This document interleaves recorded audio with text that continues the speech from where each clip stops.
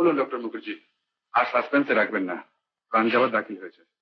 না না, আপনার তরফ থেকে কোনো ত্রুটি নেই। আপনার স্বাস্থ্য খুব ভালো। সাধারণত এত ভালো স্বাস্থ্য দেখা যায় না আজকাল। তাহলে কি? যা দেখছি তাতে আপনার স্ত্রীরই সন্তান ধারণের কোনো ক্ষমতা নেই। This is very unfortunate.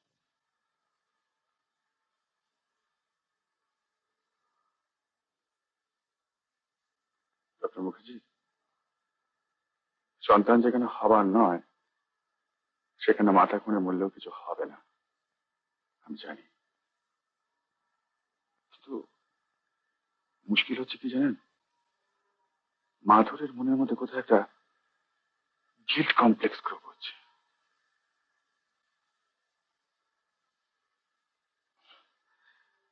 আর আপনি বা কি করবেন? অনেক করেছেন আমাদের জন্য।